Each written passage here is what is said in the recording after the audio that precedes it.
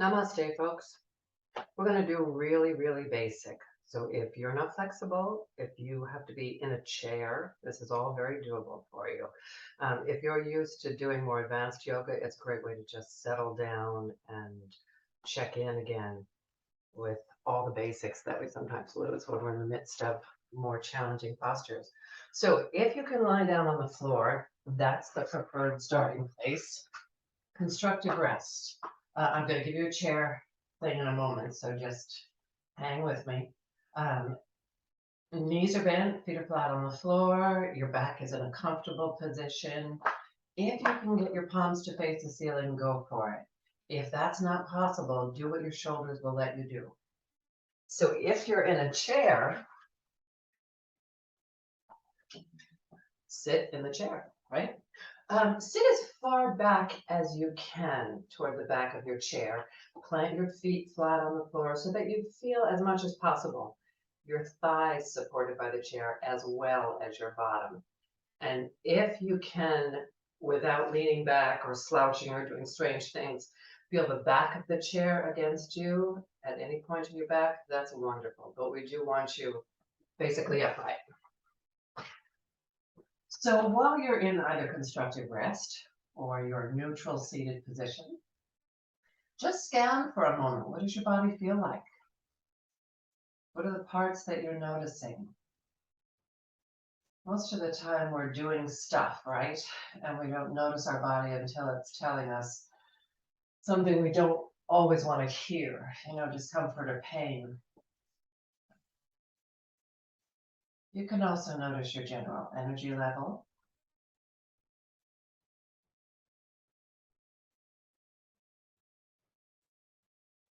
Notice your breath coming in and out. Do your ribs move a lot? Does your stomach move, your lower belly? Would you call yourself a shallow breather or a deep breather? I want to remind you that even if your breath is not ideal on the efficiency scale, you are doing just fine. Otherwise, by definition, you wouldn't be here. So just watch how you breathe. Attempt to not fix it.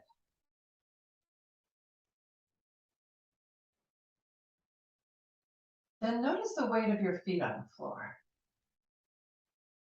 Does it feel like your legs are having to work where your feet are placed? Can you play a little bit with how far away from your bottom your feet are, maybe how far away they are from each other? Find a place where you can feel weight on both feet without a lot of tension in the legs.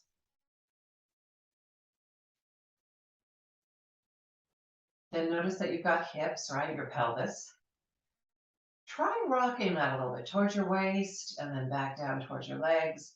Just go back and forth and notice what that does as you rock your hips. So it's going to change the curve in your back. It might drag your head and your ribs with you.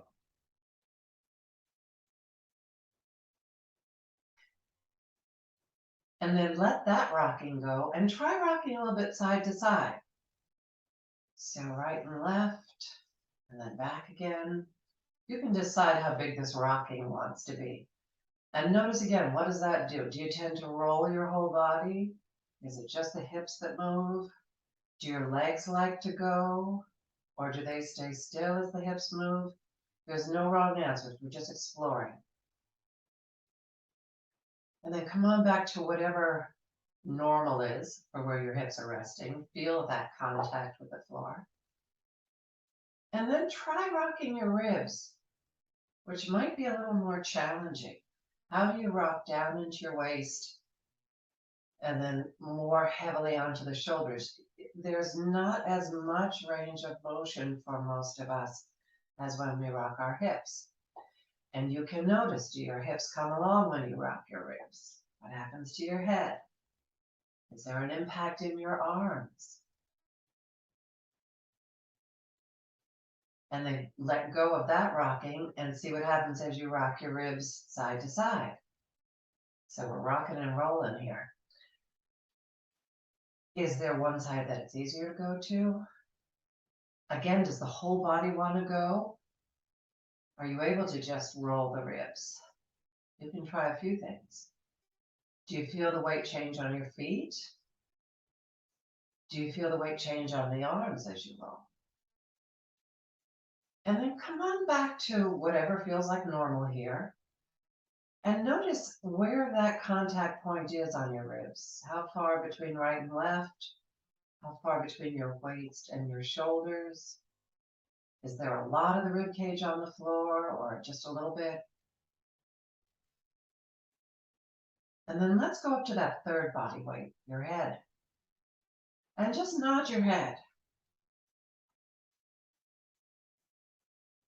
So if you're doing this sitting, you're doing all this rocking in a vertical manner rather than in a horizontal manner. And you may have greater range of motion than we do here on the floor. Let whatever feels good happen. If you're running into pain or discomfort, whether you're lying or you're sitting, you're doing too much. This should all feel very easy, maybe different, maybe weird, but not uncomfortable.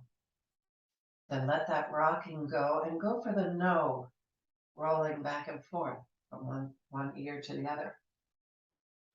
And again, notice the impact down the body. Do you feel like you go further to one side than the other? Do you want to do a big range of motion or do you want to keep it small? Again, no wrong answers, as long as nothing hurts. And then come on back to whatever feels like normal. And again, notice what's the contact point at the back of the head. Then go back again to your feet and see if anything's changed there. Do you want to reposition your feet? Then come on up and notice your arms. How do your arms rest on the floor?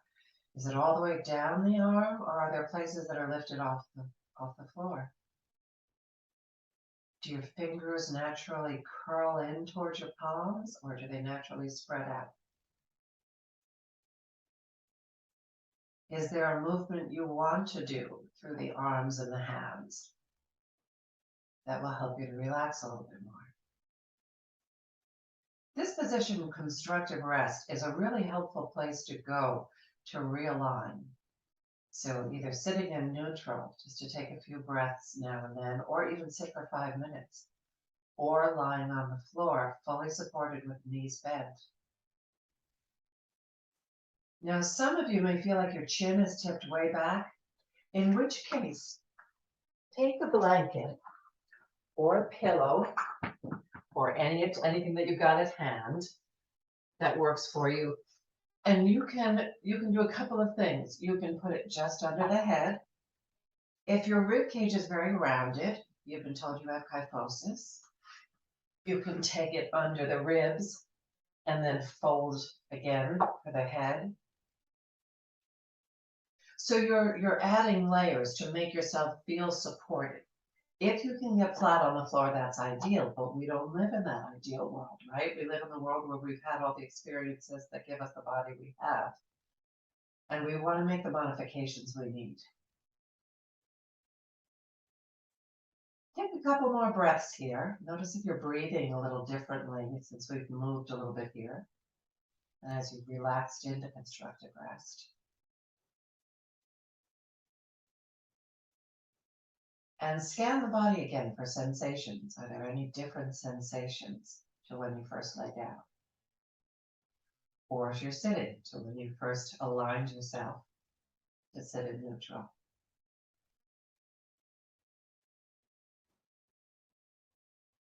Okay, let's come up to standing if you can. If not, hang out on the chair. I'm going to change the camera angle here.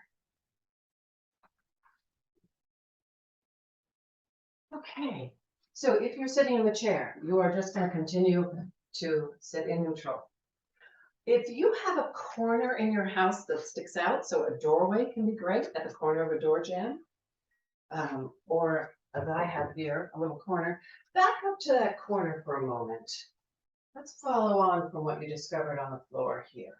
So now you're going to be on 2 feet, if you're sitting, do notice the contact of the feet, but also notice which side of your bottom carries most of the weight. Now, if you don't have a corner, just back up to the wall, or you can try it in a chair, because I'll be doing a version of the wall in a moment. So notice what's in contact with that corner. Can you feel the middle of the hips somewhere, the back of the hips there? Is there any point at the back of the ribs that touches that corner? Without having to go through a whole lot of struggles and trials to get there. We want the easy version of standing. And again, without forcing anything, does the back of the head touch that corner? Again, ideally, yes, but you are not ideal. I'm sorry if I'm the first one to tell you that. You're still perfect the way you are. And we can move into a closer alignment over time. So let your knees bend a little bit and go back to that rocking in the hips. Notice how much movement you have as you rock. Put your hand behind your waist and notice how that curves away from the wall and then toward the wall as you rock your hips. And then let your knees straighten a little bit. Keep them still a little relaxed. So we're using the wall as well as our legs for support. And see what happens if you try to press the bottom of your ribs back against the wall and then press the shoulders against the wall. So this is that vertical version of rocking the ribs. And notice how, again, that's going to change the curve in the back. It's going to change what part of the rib cage touches the wall, if anything. And then let that go. And nod your head a little bit. So we're not going to have a lot of range of motion. And here, feel what's going on in your neck. So notice how the curve of the neck changes as you tip your chin up and down. So we can get alignment cues for how we're standing by using this corner behind us. Then spend a moment going back and forth. So you may move a little bit away from the corner so that you can slide back and forth. If you're on the chair, you're rocking back and forth on one side of your bottom and then the other. And feel the rocking on your feet as well. So feel how you transfer your weight from one foot to the other. Can you find a place where you're even sitting one side of your bottom to the other, or even standing? So weight on both feet. And that corner is as much up the midline as possible. If you have scoliosis or other deviations, you may find that there is no up the middle. Find the place that feels like you're even on both feet and then see what lines up with the corner from there. So even standing, Samastiti, is actually a posture in yoga. Let's explore this with a wall rather than a corner. So in a chair, you're still doing the same thing. But as you back up, keep your weight on your heels or your feet and back up to the wall until your bottom touches. Depending upon how luscious your curves are, other things may not touch the wall. You may only have butt cheeks touching the wall. You don't have to lean back to make things touch. Right? But if you can reach a hand behind you, get an idea of how far away you might be from the wall. Play with whatever is available to you in terms of judging distance in various body parts. So again, if you have a lot of curve, well-developed butt muscles, or you just have lots of luscious curves on you, your ribs and your head will not touch the wall. Do not try to make them touch the wall. We do not want them to touch the wall. We just want to have an idea of what alignment is like. If you happen to have a much more slim profile, a much more, I'm going to use the word flat, even if it's not profile, you may find that your ribs and the back of your head touch the wall the same way that you did at that corner, or the same way you did at the floor. But see if you can explore, what are the curves like behind the waist? What are the curves like in the neck? Does your chin tip up or down? Can you get kind of level underneath your chin? Horizontal underneath the chin. And again, shift your weight a little bit side to side. So in the chair, you've done this 3 times. You've done it while we've been in constructive rest. You've done it while we've been up at the corner, and now you're doing it again while we're hanging out at the wall.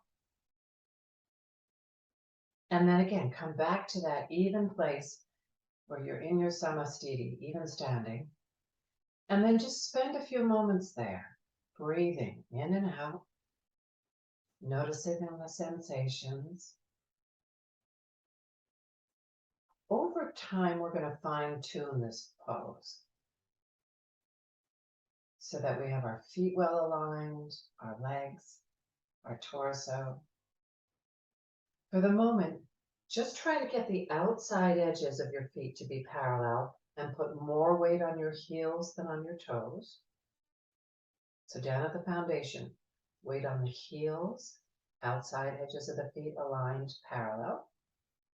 And then up here in your shoulders, and we're going to play a little bit in the shoulders. See if you can get your arms to hang off your back. And if the answer is no, it's okay. We'll do some movement in a moment to make that possible. Okay, take a stroll if you need to. Standing still is not how we were designed as humans. And part of the discipline of yoga can be just that idea of being able to be still or just making micro movements. So come away from the wall. If you're sitting on your chair, just hang out there. Start rolling your shoulders. And notice if you don't want to roll them backwards, notice if you prefer rolling them forwards. So we're just rolling what's called your shoulder girdle. Change directions. So shoulders are kind of non-specific, right? It's not really a point. You have a shoulder joint where your arms connect into your shoulder blades. But when we roll shoulders like this and give yourself a rest for a moment, you're rolling your collarbones, which you can feel along here, which connect into your breastbone, your sternum, which is that hard point here.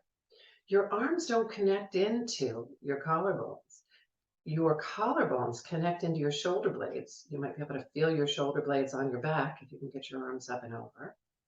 They're kind of triangle shaped, and they have a little shallow cup that holds your arm bone, which is why we would like to have the arms hanging off the back, because we're thinking of bony alignment. Yes, there are muscles that connect to your chest. If they're not, you're not able to do anything. But since most of your life is in front of you, most of us have a tendency to be here for the steering wheel, the computer, the kitchen, the counter, the kids, the whatever's there, right? We need to get some of that stuff literally off our chests. So this time, roll your shoulders backwards and think of the top of your arm here. Think of that making a circle. Notice what that's like. And then roll forward. Again, thinking of that arm, top of the arm bone making a circle.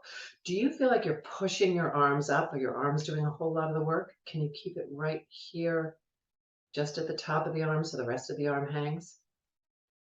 Roll them backwards for a moment to get your arms back on your back. Let them hang there. Take a couple of breaths to notice if anything's changed. Then check in with your neck, because a lot of the muscles that move this shoulder girdle connect up into the skull and into the spine above the shoulders. Makes sense, right? Let's change the focus. See if you can think of the collarbones rolling. So remember, they come from the breastbone out here to above the arm, and you're going to roll them. If it's easier for you to roll one at a time with your hand on either end of the collarbone or on the collarbone itself, absolutely. This is for you to find out how your shoulders function. And then go the other way. So things might start happening in the upper back as well. Makes sense. Roll once more backwards. Let your arms hang off your back, because remember, the collarbone's connected in with your shoulder blades, which are hanging out on your back. Your shoulder blades are connected to the body via bones only to the breastbone here. They are connected only via muscles and other fabric to the rib cage on the back. So they have lots of movement that they can do. They move in a lot of different directions, and it can feel confusing. Can you think of rolling your shoulder blades around? They'll roll in more of a horizontal, they kind of horizontal on the back and then around to the sides while they're also going up and down. Again, it can feel like a confusing movement if you're not sure what's going on. If you can reach one of your shoulder blades, feel that while you're rolling your shoulders around, and then you can start to get a sense of what if I'm moving from my shoulder blades. There's a slight change in what muscles we tend to use when we change the focus like this. If you've just been doing one at a time, change to the other side. If you've been doing both, change directions.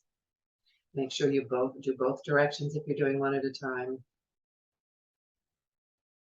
End with a roll going backwards so that you can rest for a moment. Notice what might have gotten warmer.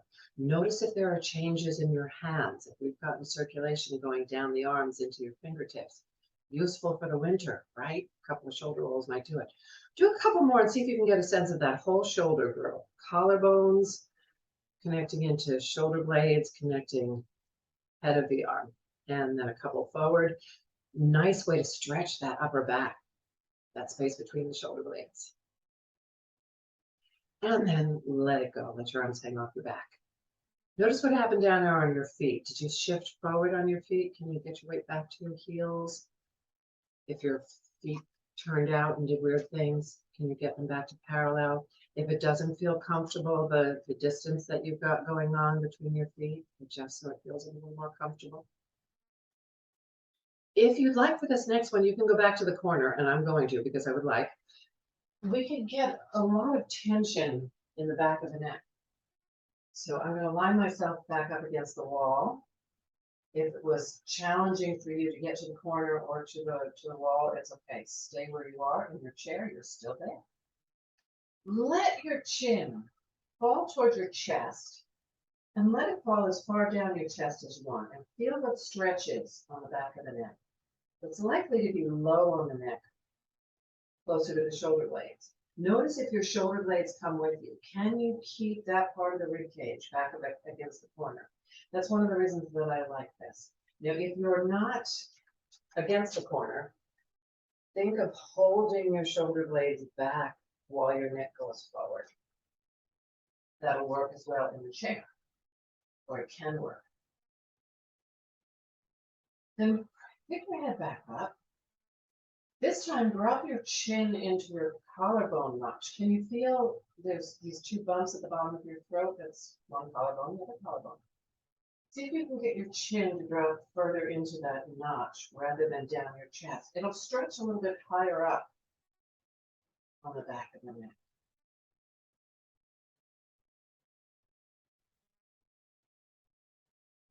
Are you still breathing? Are you still even on 2 feet? Are your arms still hanging off your back? Am I asking a lot of questions? Now, welcome to yoga. Good, pick your head up again. So one of those places may have felt better to stretch than the other. Go back to whatever that is, and this time you are going to go back and forth. Now, if you felt like you needed both, just take your chin over toward one collarbone, and then the other while you're hanging low towards your chest. Or start over the collarbone, and then move down, and then do a few more in the other direction. Some of you with neck issues, this seems like a really small thing. It can aggravate your neck a lot. Please check in with your medical practitioner or healthcare practitioner on all of this. If anything feels like it's not right, or if it's aggravating you later in the day or the next day, you want to check in and find out why you shouldn't be doing various things. Not everything is good for everybody. Bring your head back up on top of the stack. So you'll need to move away from the wall. You'll be fine in your chair. If that back and forth felt fine, no problems, try making circles. We're just releasing the neck. So you're thinking of making big vertical circles or small vertical circles with your chin. Notice which direction you're going in. I would suggest always starting smaller before you decide whether you want to see if something goes larger. There might be a whole lot of snap, crackle, pop going on in there, right? Rice Krispies settled into your neck. If there is no pain and if those sounds go away, everything is likely to be okay. Change directions, but it's not a guarantee. Right? So if we have that constant popping and flicking and cracking, there might be issues in there. If there's pain, absolutely, you've got a problem that says do not do this movement until you've checked in with a professional who can help you do it in a way that's not going to cause damage. If only there were body part stores that we could go to replace the stuff that's wearing out. Those of you who've had replacements, you know what a major procedure it is. And then bring your head back up. And again, check in with how are you breathing. Notice sensations.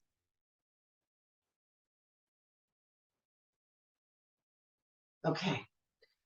If your feet tend to slide around on the floor, you're going to want to spread out something so that they don't slide around on the floor.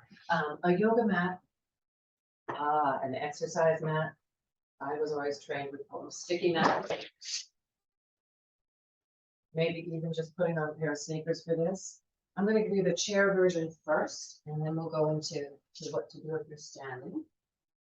So if you're sitting on your chair, you can take your legs a little bit wider, and you might want to take your feet a little further away from the chair.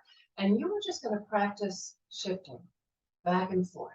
And you can play with how wide do you want your legs if you have arms on your chair. Sit further forward, even without arms on your chair. It will make it easier to get wider legs while you sit further forward. And you are just shifting back and forth to see how your hips are with this.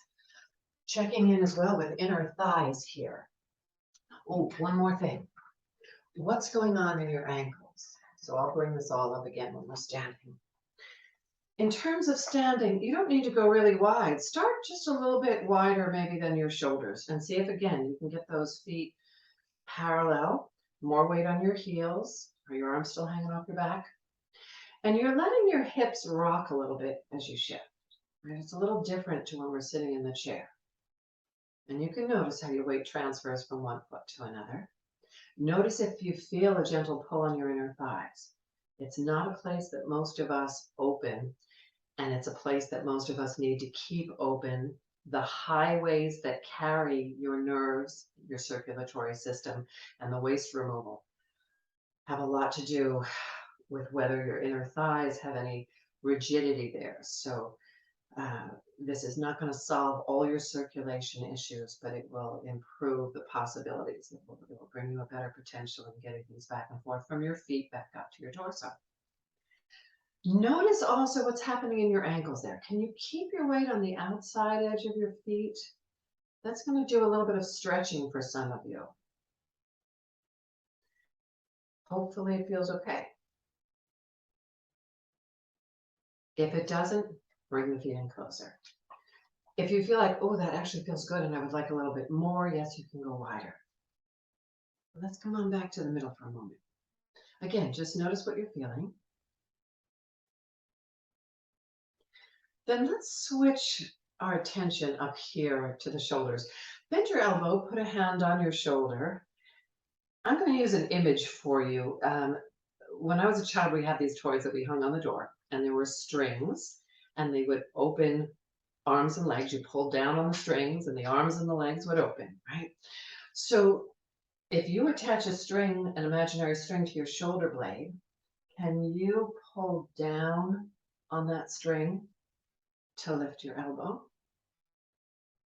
We are making the arms shorter here by bending them. Now, if that doesn't feel like too much work, you can try it with your arms extended, but we want to keep that idea of pulling down the back to take the arms up while the palms face the floor.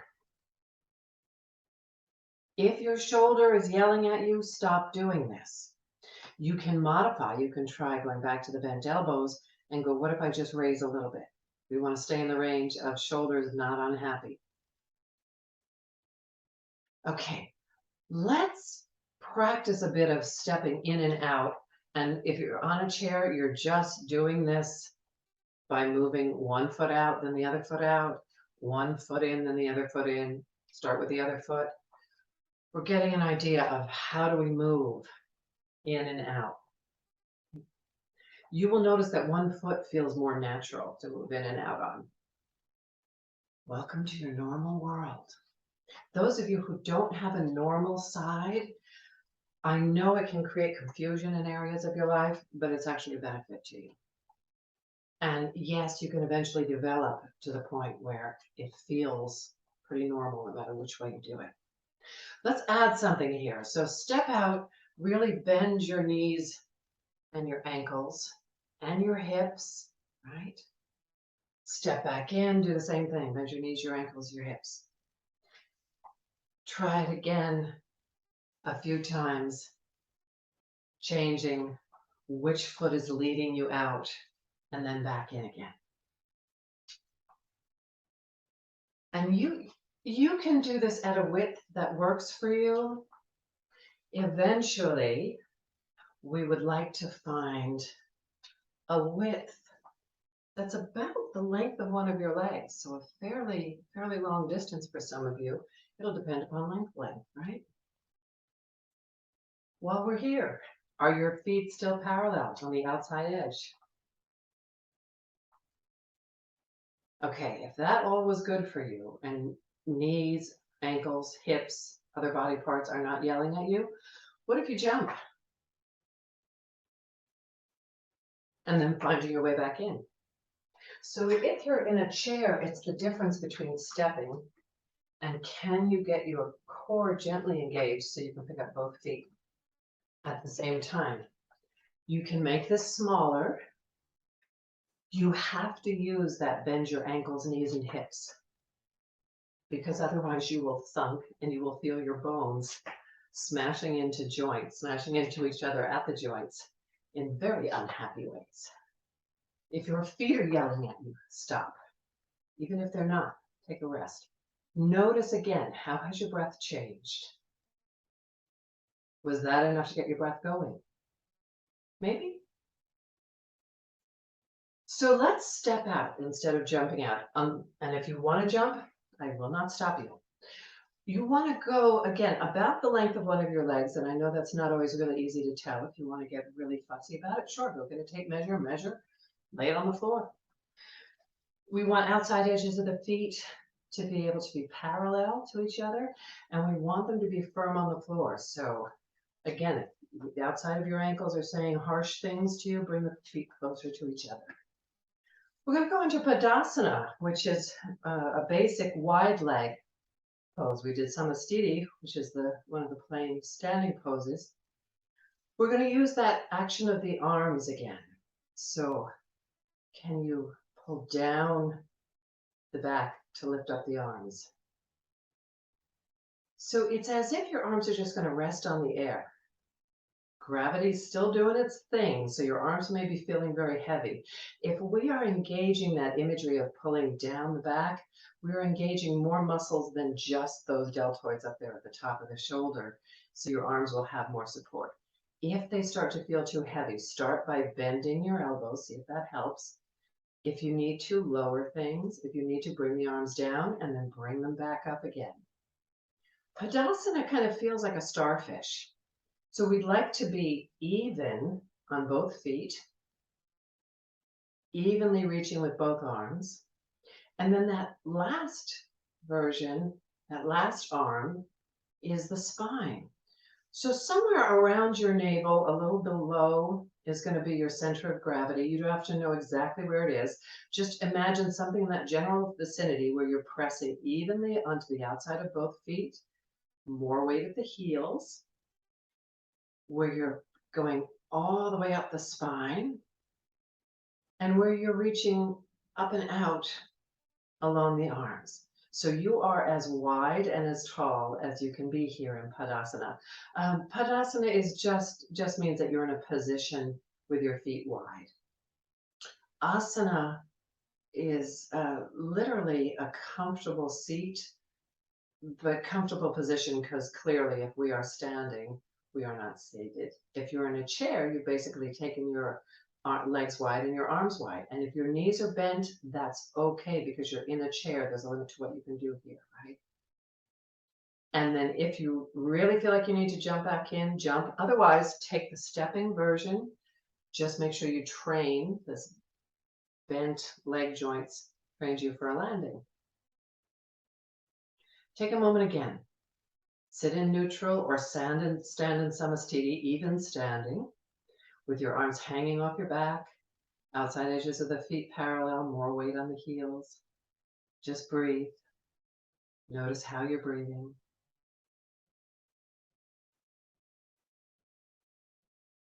Scan your body for sensations. What are you feeling?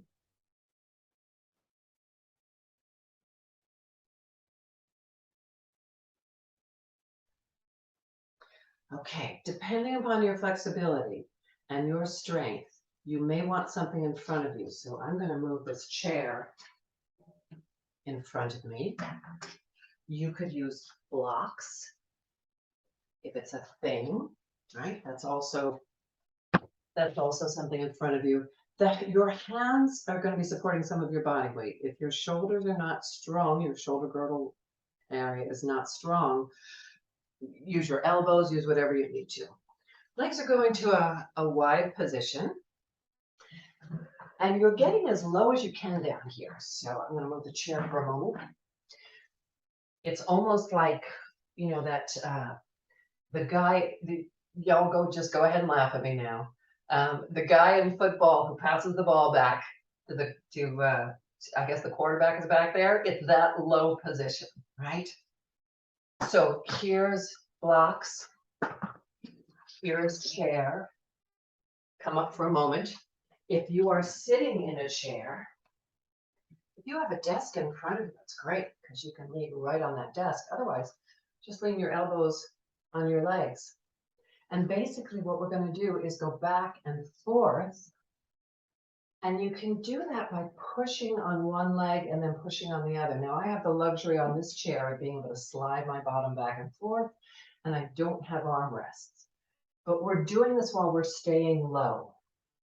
If you have the leg strength, you can do this above your chair. Do a couple, come down and rest. Do a couple more, come down and rest.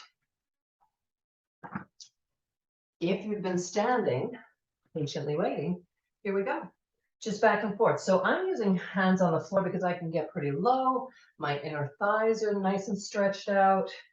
I'm still going for outside of my feet as parallel as I can get them.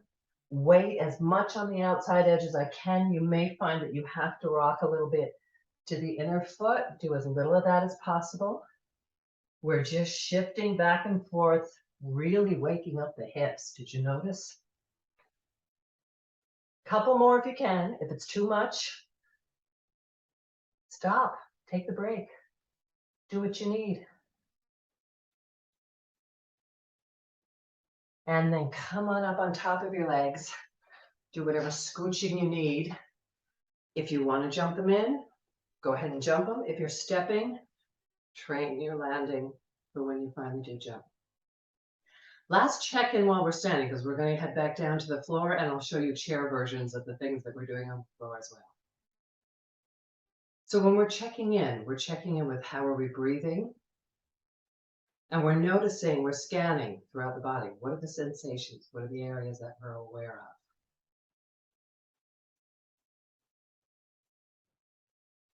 of? Okay, I'm changing the camera angle again.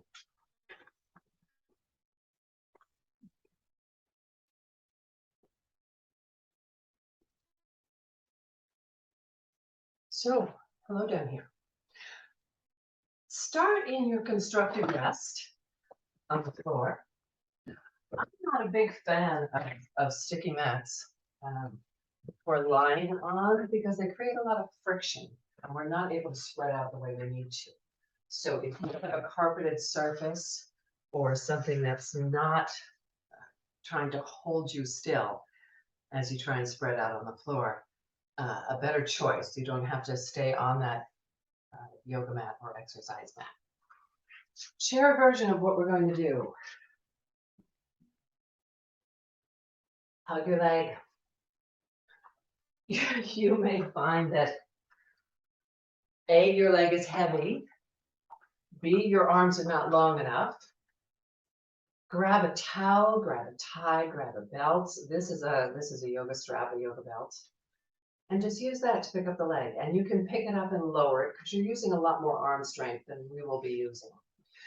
As you pick it up and lower it, I'll be giving you some additional cues on this. So lying on the floor, we're in constructive rest. Let's start with the left leg. So left leg's going to come in. If you have no knee issues, hold on over the top. If your knees are not happy people, hold on behind the knee. Again, depending upon what's going on with your body, use an arm lengthener. Use a strap, right? If that's as far as you can get. If you can, keep the arms anchored on the ground. So we've got this one leg in. This other leg, can you reach it along the floor? And can you reach it so that the back of your thigh comes down to the floor? The answer might be no. But did you notice how my body rocked? So if I left my body completely where it was when my knee was pulled in, my thigh doesn't really reach the bottom of doesn't really reach the floor here. So I'm getting to that point where I'm anchored. Yep. Once you're there, just notice what it's like. Move your leg a little bit in and out. Do this as you're sitting as well. So your knee points a little bit over to the other shoulder, points a little bit over towards its own shoulder. We don't want the hips to roll as we do this, right? So we did some rolling back and forth from side to side before. This is just moving the thigh bone in the hip joint. And then let the knee point in the direction of your nose. So it's kind of at the midline of the body, of the breastbone. And as you exhale, see if you can draw that knee in a little bit closer, but not so far that the back of the thigh comes with you. So we're getting the potential of a little bit of opening at the front of this long leg hip joint, which is an action that we need. Most of our life is going to try and curl us back up into fetal position. So anytime we can open up the front of the body, it's a good thing. If your thigh is up against your belly and you're going, but I've got nowhere to breathe, what if you think of breathing into your sides or even into your back? Your lungs and your ribs don't just expand forward, they expand in all directions. Then let that go, come back to constructive rest. Notice if you feel a difference between one hip and leg and the other. Notice if there's a difference in any other body parts from one side of the body to the other. And then start with the right leg. So start by bringing the leg in, then straighten the other leg out. So on the chair, you don't need to be doing this, straightening the leg out. If you tried doing that on the other side, it was horrible and miserable. I'm sorry I didn't give you that information earlier. Didn't mean to make you suffer. So, if you are in a recliner, you could certainly do this, or if you've been sitting on a sofa, you could certainly do this lying full length on the sofa. You could tip yourself back in the recliner so that you get into this lying position. So once we're there with this leg extended, and you may have to move a couple of times to find, how do I get that to happen? If you don't get it the first time, it's all right. Try a few more times. Your nervous system may be learning some new stuff. Let that thigh bone go a little bit in and out. So it crosses to one shoulder and then the other. You may have one knee that's really happy being held and the other one not so much. Adapt to the body part you're dealing with. If things feel tight in the front of the hip joint, you can kind of poke your thumb in there or your fingers in there and give it a little bit of pressure. We often have overreactive muscles. And that's one way to encourage them to calm down. So again, once you kind of get used to what's possible, line your knee up with your nose, your breastbone. As you exhale, you can draw that thigh bone, maybe a little closer into the belly. Explore where you're going to breathe. If we're taking up all the room that you usually breathe into. We will explore a lot more about breath as well. So one note on this pose, for some people, this becomes what we often refer to as noisy yoga, where you've got all sorts of sounds coming out of your bottom. There's nothing, well, I can't say for sure that there's nothing wrong with you. It's a thing that can happen in this posture as it helps to release some of the tension in the gut. And then let it go. Come back to constructive rest. Notice what's new and different about you.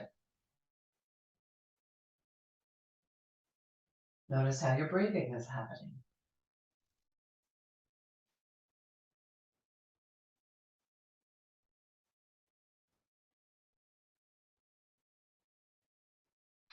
And then come on up to sitting. So if you're in your chair, here you are. Get your recliner back up.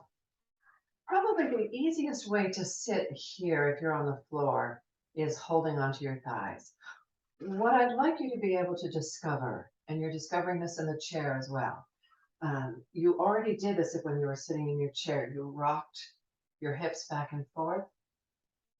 Notice how your hips change in relation to your thighs. Right? When we fold forward, the tendency is to round and try and get your shoulders to go somewhere. What we really want to have happen when we fold forward is to get this top of the hips. You can feel maybe the top of your hip bone here, just below your waist. Get that top of the hips to go closer to the thighs. For some of us, that's going to be easier than for others. It depends upon how tight the muscles are around your hips and how tight the muscles are on the backs of your thighs, which connect in with the muscles on the back of your calves. So there's a whole bunch of people along your body, all with their different demands. So those of you who can get close to some sort of a chair, a sofa, maybe a low counter, it would be really helpful to be able to do this. If you are seated in a chair and you have a desk or some surface in front of you, that will be very helpful. I'm putting a blanket over this chair because I want a soft surface for my forehead to land on. You will want to do something similar. If you have pillows, these are bolsters that are made for yoga and you don't need them. But if you have pillows or towels or things that you can roll up to help support some of the weight of your torso, that would be helpful. So the way I'm arranging myself with this setup, I'm going to show you from a couple of different angles. I have a bar on the back of my chair. I'm going to put my feet against that bar. My feet are not together. I'm going to use the width of this chair. So that's about my shoulders or a little bit less. So you do want your legs apart a little bit. And it's going to go for you sitting in the chair as well. We're heading into Paschimottanasana, which is an interesting mouthful, isn't it? Right? These Sanskrit terms that are traditional to classical yoga. The idea is, if you've heard of sun salutations, which are traditionally done in the morning, facing the east, so the front of your body faces the east, which makes the back of your body the west. Paschimottanasana has to do with stretching the west of the body. You will feel it along your legs, but we're using this chair to help you feel a healthy stretch along the back. If you feel a whole lot of discomfort in the lower back, if you have slipped discs, if you have back problems of any sort, this posture may not be for you. Check, this is a big check with your healthcare practitioner on this one. Your knees may want to bend. For the moment, let them do what they need to do, right? We just want to get used to this idea of folding forward at the hips. So I'm using this bolster to help catch some of my weight. And I'm using my arms to reach as far on this chair as I can. And then I'm going to rest my forehead on the chair. Some of you are finding that sitting with your legs in front of you feels impossible. And it might be because your hamstrings, backs of your thighs are very tight. Sit on a thing and then put yourself under the chair. And that'll take some of the tension off the back of the legs. You can build yourself as high a throne as you like. using whatever materials you need. Some of you may find, even with that built-up seat, that the only way you can get your legs anywhere near straight is by leaning back on your arms. So your game is going to be, I'm rocking from the back to until my knees start to give, right? We're trying to find, how do I let go of my butt muscles? How does my nervous system learn to get used to these new positions so that the muscles and the tissue, other fabric, is willing to make changes to get into those positions? If you are comfortable folding forward with this reach and the forehead down, join me and just hang out there. If you are not comfortable, you're going to stay with a gentle rocking. And we're feeling for length at the back of the legs, wide bottom. Sorry, those of you who are trying to stay narrow, at the moment, you want to be wide back there. You will go back to your normal svelte, narrow self. I'm just going to stay quiet and breathe here in Paschimottanasana for a bit.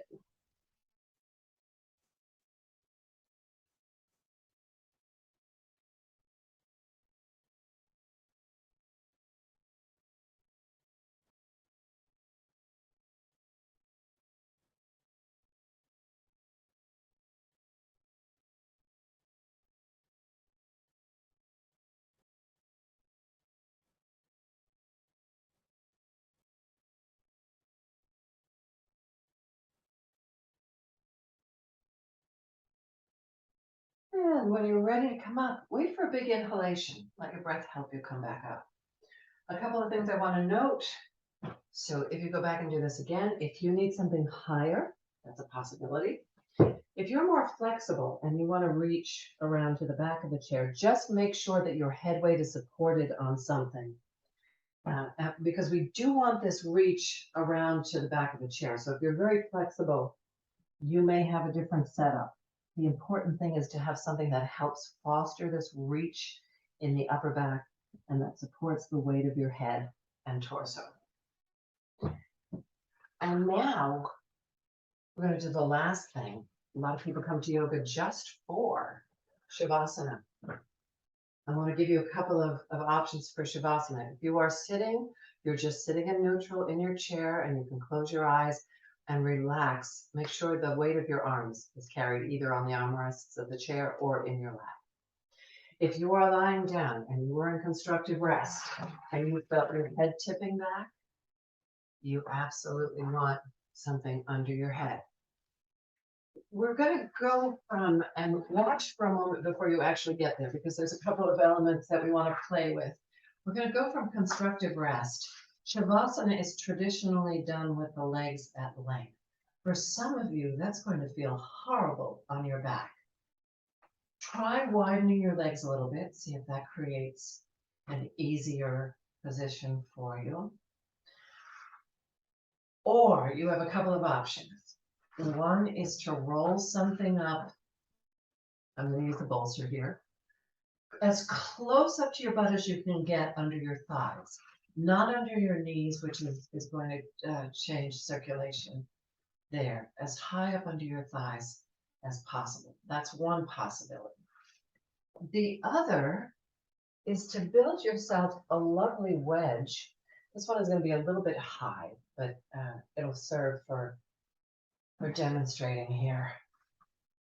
You want it to go just below your shoulder blades, not all the way down here by your waist, just below your shoulder blades. And you should be able to feel the backs of your legs, the thighs now, heavy on the floor. It might be the outside, depending on how much your legs like to turn out. And then you'll need another roll for your head because you're putting yourself on a slope. If this is not comfortable for your arms, you can put, where's my block go? You can put something under your lower arm, just below the elbow, to help support some of the weight there. And now you can start finding your way into position.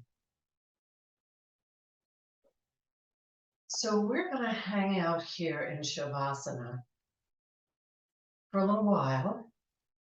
I will not be saying anything. So you might be wondering, is she done yet? I will start talking again to help bring you back up out of Shavasana.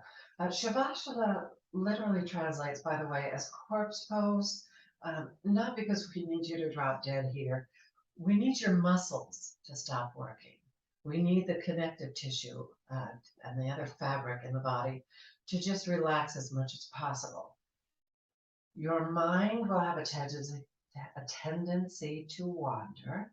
Be gentle when you notice that you've wandered off, and bring your attention back to relaxing into the support of the chair or the floor, or noticing how you're breathing.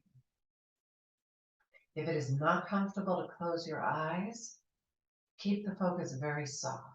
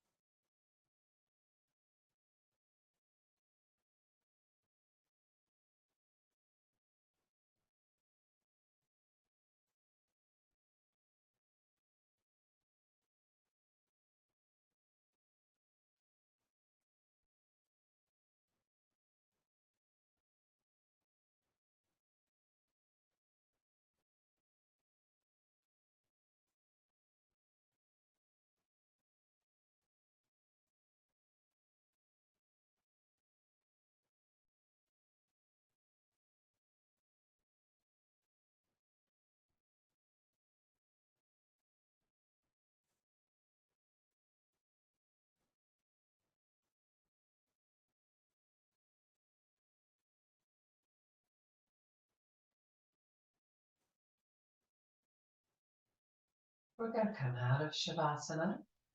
Start by taking a few deep breaths. Let your ribs and your belly move. Anything else that moves with the breath, let that happen. And then notice if there are body parts that want to move. Start moving them in whatever way they do want to move. If there's nothing in particular that wants to move, start with fingers and toes, or open and close your mouth. Eventually, we want to just make easy, gentle movements through all the joints in the body. Movements don't have to make any sense. We just don't want them to make any pain.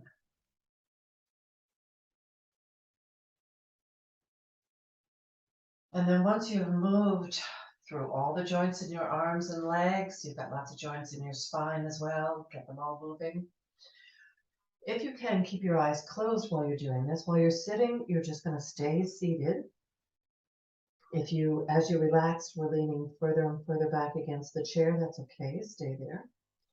We want to be on our right side with our knees bent and our head supported, perhaps on an arm, perhaps on a pillow. And we're going to reconnect to the world around us. We've reconnected to our own nervous system by moving, and now we've got our own environment. Start with your 5 senses. There's more, and we'll do that in later videos. But for now, just notice the taste in your mouth. And then notice if you smell anything.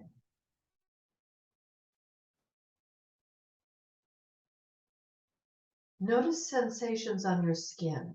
You've got all sorts of organs in your skin. Pressure, so pressure from the floor or from one body part on top of another. Pressure from your clothes or your hair.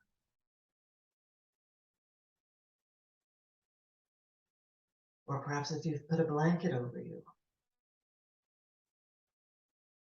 Temperature sensors. Does something feel cold or warm?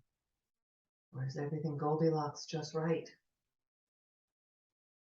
You might feel air moving if you are in a mobile home that's being shifted by the wind. You've got sensors that are telling you when there's that slight rocking.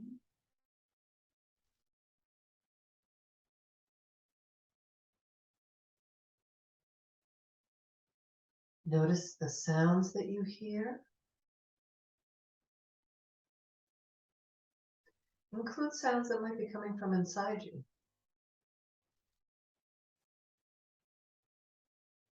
And then lastly, open your eyes and let them just wander.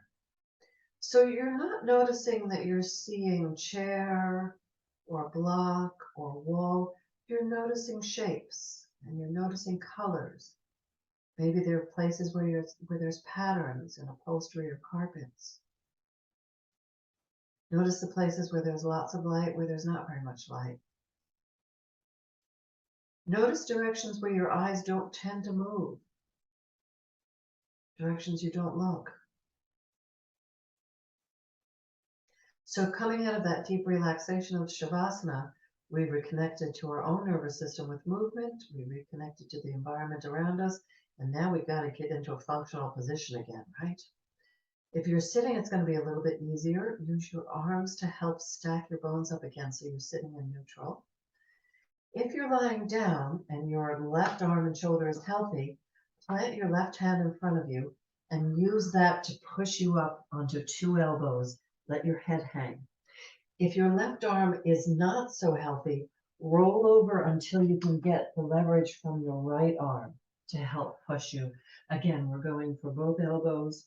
You'll kind of be on the side of your hip. Adjust your legs to where you need them. If everything is okay, you can start moving more towards sitting, using your arms to help bring you up. Keep your head hanging. If things are not okay, go back to lying down. See if there's a way you can move that helps you get to a better place. So we're pushing ourselves gradually up, taking rest stops, making detours as we need. So you're constantly having a dialogue with your body to come back up to sitting. And we need to find a leg position where we can sit in some version of neutral. For some people, if your legs are really flexible, you can sit on your heels. If you're putting your legs out in front of you, try making them wide. Try to get a symmetrical thing going on. If you suddenly are sitting back this way and feel a lot of strain, don't sit up. Put yourself on a thing, sit on something, Yes, cross-legged is an option, but notice how my knees are way up by my waist. If I put myself on my folded blanket, I can get my knees lower than my hip joints, which is what I would prefer and what you would prefer.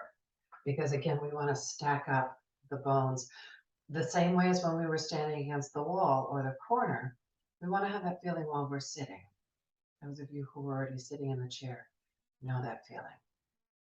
So here you are, hanging out at the end of a yoga class. If you've been all the way through this, good for you. Great job. If you decide you want to go back and do this again, you can note the little sections. Where does a particular section start where you want to do a little bit? You don't have to do this whole thing. There's also a much shorter version of these particular positions that we dealt with on my Facebook page as a live, which would have been back around October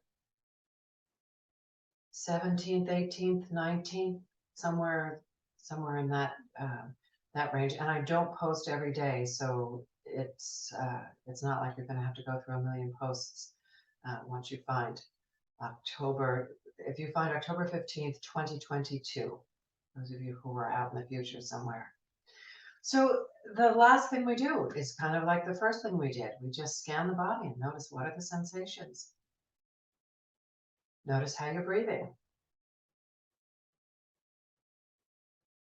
And then we use a Anjali Mudra, which you often see here. Some people call it Namaste, Namaskar.